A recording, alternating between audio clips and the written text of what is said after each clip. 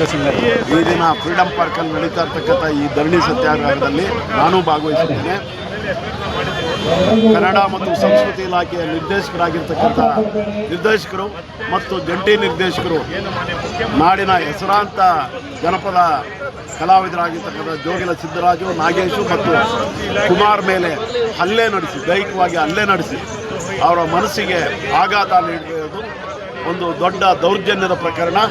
ದಲಿತರ ಮೇಲೆ ನಡೆದಿರ್ತಕ್ಕಂಥ ದೌರ್ಜನ್ಯ ತಡೆ ಕಾಯ್ದೆಯಲ್ಲಿ ಈಗ ದೂರು ದಾಖಲಾಗಿದೆ. ಅವ್ರನ್ನ ಬಂಧಿಸ್ತಕ್ಕಂಥಕ್ಕೆ ತಡೆಯಾಜ್ಞೆ ತಂದಿದ್ದಾರೆ.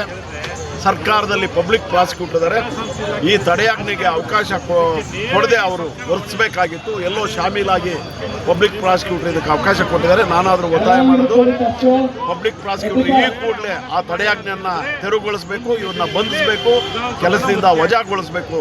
ಇಲ್ಲ ಅಂತ ಹೇಳಿದ್ರೆ ಮುಖ್ಯಮಂತ್ರಿಗಳ ವಿರುದ್ಧನೇ ನಾವು ಹೋರಾಟ ಸಂಘಟನೆ ಒಕ್ಕೂಟ ಮತ್ತು ಕಲಾವಿದರ ಸಂಘಟನೆ ಕರ್ನಾಟಕ ರಾಜ್ಯದ 31 ಜಿಲ್ಲೆಯಿಂದ ಬಂದಂತ ಕಲಾವಿದ ಹೋರಾಟಗಾರರು ನಮ್ಮ ಉದ್ದೇಶ ಇಷ್ಟೇ.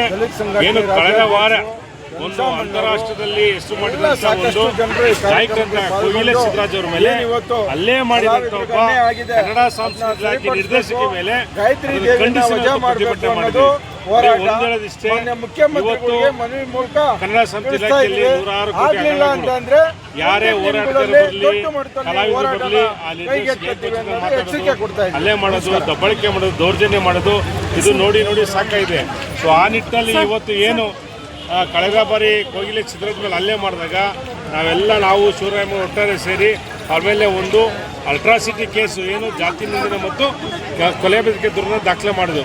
ಅದಾದಮೇಲೆ ಶಿವರಾಜಿತ್ ಅಂಗಡಿಯವರು ನಮ್ಮನ್ನೆಲ್ಲ ಕರೆದುಬಿಟ್ಟು ದಯವಿಟ್ಟು 23ನೇ ತಾರೀಕು ಪ್ರತಿಭಟನೆ ಮಾಡಬೇಡಿ, ಕೈ ಬಿಡಿ ಅಂದರು. ನಾವು ಹೇಳೋದು ಯಾವ ಕಾರಣಕ್ಕೂ ಕೈ ಬಿಡಲ್ಲ. ನೀವು ಒಬ್ಬ ದಲಿತರ ಮಂತ್ರಿಯಾಗಿ ಒಬ್ಬ ದಲಿತರಿಗೆ ಹಲ್ಲೆ ಆದಾಗ ನಿಮ್ಮ ಸರ್ಕಾರ ನಿಮ್ಮದು ಜವಾಬ್ದಾರಿ ಇರ್ತದೆ. ಅದನ್ನು ಬಿಟ್ಬಿಟ್ಟು ರಾಜಿ ಆಗಿ ಅಂತ ಹೇಳಿ ನಿಮ್ಮ ನಾಚಿಕೆ ಅಲ್ವ ಅಂತ ಹೇಳ್ಬಿಟ್ಟು ಇವತ್ತು ಪ್ರತಿಭಟನೆ ಮಾಡಿ ಮುಖ್ಯಮಂತ್ರಿ ಮನವಿ ಕೊಡ್ತಾ ಇದ್ವಿ.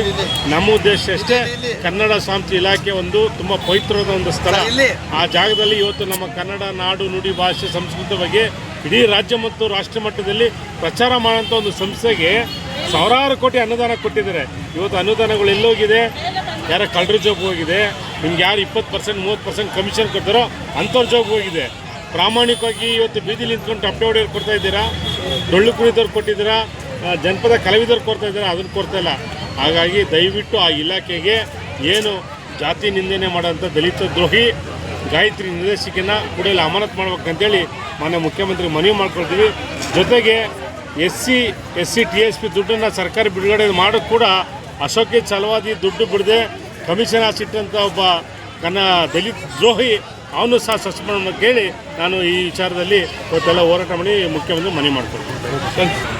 ಸೆಕ್ಷನ್ 311 ದೌರ್ಜನ್ಯ ತಡೆ ಕಾಯ್ದೆ 1970 ತಿದ್ದುಪಡಿ 2016 ಸೆಕ್ಷನ್ 327 ಏನು ಬುಕ್ ಆಗಿದೆ ಅದು ನಾನ್ ಬೇಲೆಬಲ್ ಕೇಸ್. ಹಂಗಾಗಿ ನಾನ್ ಬೇಲೆಬಲ್ ಕೇಸಲ್ಲಿ ಅವ್ರನ್ನ ಅರೆಸ್ಟ್ ಮಾಡಬೇಕಾದಂಥ ಪೊಲೀಸ್ನವರು ಮೀನಮೇಷ ಎಣಿಸಿದ್ದಾರೆ.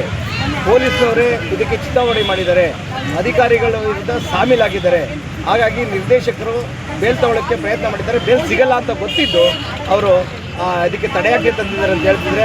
ಹೀಗಾಗಿ ನಾನು ಈ ಮಾಧ್ಯಮದ ಮೂಲಕ ಆಗ್ರಹ ಪಡಿಸ್ತಾ ಇದ್ದೀನಿ, ಏನಾದರೂ ಪಬ್ಲಿಕ್ ಪ್ರಾಸಿಕ್ಯೂಟರ್ ಅವರು ವಾಪಸ್ ಬಂದಿಲ್ಲ ಅಂದರೆ ಅವ್ರ ವಿರುದ್ಧನೇ ನಾಗರಿಕ ಕಾಯ್ದೆ 1957 ಸೆಕ್ಷನ್ 22 ಪ್ರಕಾರ ಹಾಗೂ ಅನುಸೂಚಿತ ಜಾತಿ ಮತ್ತು ಅನುಸೂಚಿತ ಬುಡಕಟ್ಟುಗಳ ದೌರ್ಜನ್ಯ ಪ್ರತಿಬಂಧ ಕಾಯ್ದೆ ಪ್ರಕಾರ ಪಬ್ಲಿಕ್ ಪ್ರಾಸಿಕ್ಯೂಟರ್ ವಿರುದ್ಧನೇ ಕೇಸ್ ದಾಖಲಿಸಕ್ಕೆ ರಾಜ್ಯಪಾಲರಿಗೆ ಹಾಗೂ ಚೀಫ್ ಸೆಕ್ರೆಟರಿಗೆ ನಾವು ಮನವಿಯನ್ನು ಮಾಡ್ತಾ ಇದ್ದೀವಿ. ಹಾಗಾಗಿ ನಿರ್ದೇಶಕರು ಅವರೇ ನೈತಿಕ ಹೊಣೆ ಹೊತ್ತು ಆ ಇಲಾಖೆ ಬಿಟ್ಟು ಹೋದರೆ ಉತ್ತಮ ಅಂತ ಹೇಳ್ತಾ ಇದ್ದೀವಿ.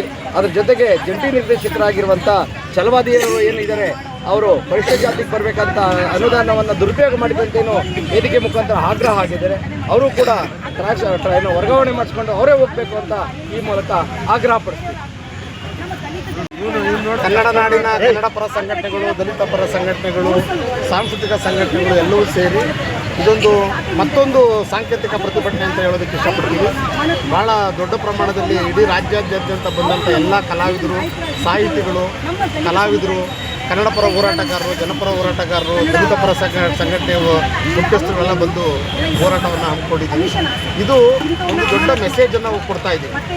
ಮಾನ್ಯ ಮುಖ್ಯಮಂತ್ರಿಗಳಿಗೆ ಈ ನಮ್ಮ ಮನವಿಯನ್ನು ಕೊಡುವ ಮೂಲಕ ಕನ್ನಡ ಮತ್ತು ಸಂಸ್ಕೃತಿ ಇಲಾಖೆಯಲ್ಲಿ ಆದಂಥ ಏನು ಒಂದು ಹಲ್ಲೆ, ಮತ್ತು ಜಾತಿ ನಿಂದನೆಯನ್ನು ತಕ್ಷಣವೇ ನಾವು ಏನು FIR ದಾಖಲಾಗಿದೆ ಅದರ ಅನ್ವಯ ಕಾನೂನು ರೀತಿ ಶಿಸ್ತು ಕ್ರಮ ತಗೋಬೇಕು ಅಂತಕ್ಕಂಥದ್ದು ನಮ್ಮ ಆಗ್ರಹ. ಈಗ ನಾವು ಮಾನ್ಯ ಮುಖ್ಯಮಂತ್ರಿಗಳಿಗೆ ಮನವಿಯನ್ನು ಕೊಡೋದಕ್ಕೆ ಹೋಗ್ತಾ ಇದ್ದೀವಿ. ಮನವಿಯನ್ನು ಕೊಟ್ಟು ಶಿಸ್ತು ಕ್ರಮ ಜಾರಿಯಾಗುವವರೆಗೂ ಕೂಡ ನಾವು ಆಗ್ರಹಿಸ್ತೀವಿ. ಅಲ್ಲೂ ಮುಖ್ಯಮಂತ್ರಿಗಳ ಕಡೆಯಿಂದ ಆಗಲಿಲ್ಲ ಅಂದರೆ ಮುಂದಿನ ದಿನ ಬೃಹದಾಕಾರವಾದಂಥ ಪ್ರತಿಭಟನೆಯನ್ನು ಆಯೋಜನೆ ಮಾಡ್ತೀವಿ.